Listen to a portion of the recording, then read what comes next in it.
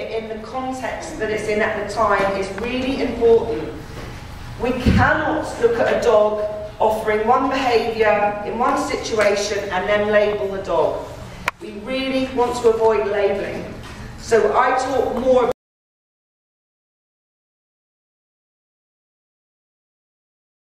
chances to succeed. Oh yeah, let me stand up. See the change in Karen's posture? Just made the dog back off slightly. She was just a little bit unsure. When you change the outline, it changes something. Context is everything for the dog. Because this dog's a little bit worried, and she's a little bit worried about hands, I can just reward her by clicking when she touches my hand. So I've made it her choice to touch my hand. Yeah. Ready? Oh, a little bit. Good. She's already learnt.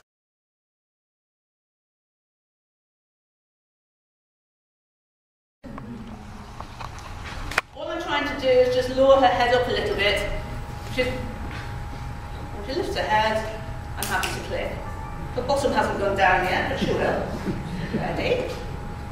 Ready? Now.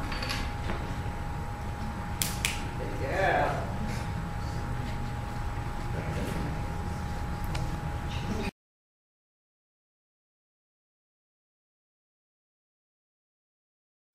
We all do them, but really they should be ongoing every single day, every minute of every day, because they change.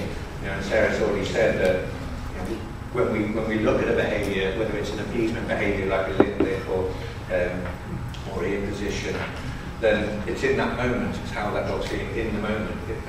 It changes, and with and with that relationship and with that trust, you start to see a reduction in those appeasement behaviours and displacement behaviours.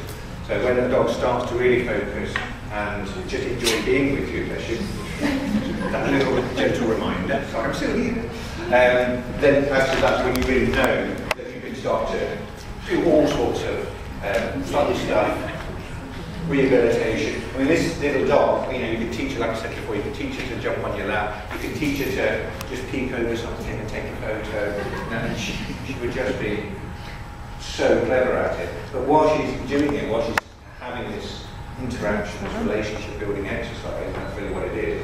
See?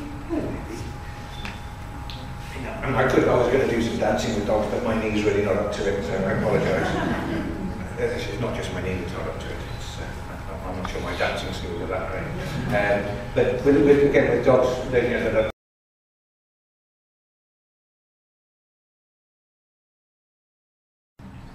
and so I've taught you instinctively that biddle's dangerous.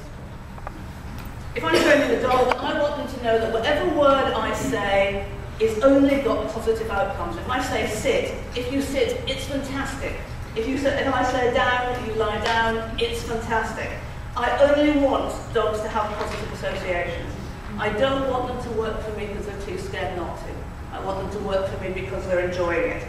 And yes, it's bribery to start with, then it becomes reward.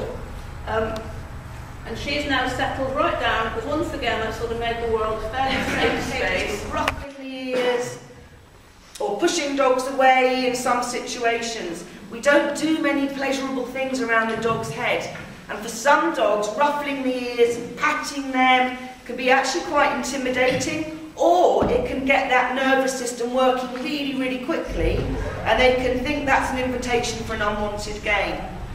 So teaching dogs quiet contact around the head is really useful, because it also means from a practical point of view, we can handle around the mouth so we can check for any dental issues.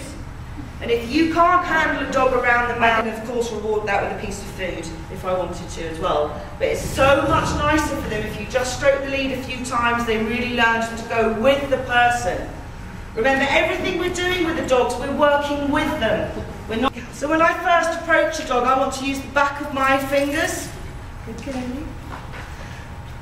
And ideally, I want to be to the... And as much as possible, if you can keep that one thing being you, or that one thing being doing the things that are appropriate and that you want them to do, then that's how you're going to solve an awful lot of your behaviour problems.